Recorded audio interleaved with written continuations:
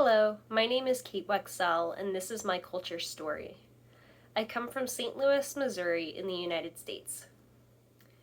My mother grew up in the shadier areas of St. Louis, and so while her father struggled to make a living, she was raised by her grandparents. Her grandfather lived off German hymnals from his immigrant parents who escaped Hitler just in time. Her grandmother was filled with all the rebellion that a red-headed firecracker of a lawyer's daughter could contain, since she was brought up on the old Connecticut abolitionists' money who ran stops on the Underground Railroad. When they died, they left my mother everything important in their will. Their scrapbooks, genealogy records, and the keys to their old house in Scotland. When I began sifting through names of people who designed my nose and my eyes and my hair over centuries, I started wondering how much of them was a part of me besides my physical features. I baked German cakes to see if they were as sweet and listened to the folk music of my people to appreciate the sound. I started speaking German to see if the letters rolled off my tongue and placed candles in my window and wooden horses on my bookshelves like my Swedish ancestors did.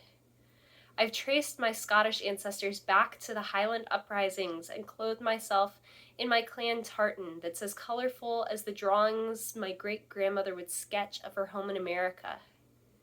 My dad, on the other hand, grew up in the cornfields and oak forests of Illinois. His mother worked all day while he was left to run with the dogs and the horses. His family has inhabited a historical Swedish village for 2 centuries, born from the persecution of cult members by the Swedish Lutheran Church.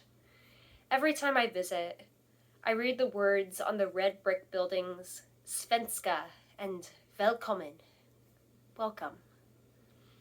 When I'm with my family, we look at old photos of my aunts dressed up in white gowns with a wreath of candles on their heads at Christmas to pass out cookies. I rose paint horse ornaments and stop underneath gnomes that have been placed in trees. Then, when the weather warms, we work together to paint barns and repair roofs on the farmsteads, because hard work is how you build anything. For me, culture is my family.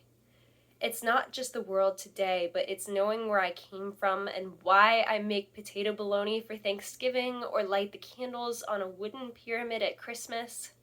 It's both the why and the how.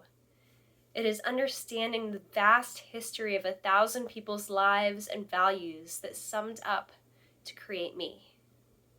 Thank you for listening. This is my culture story.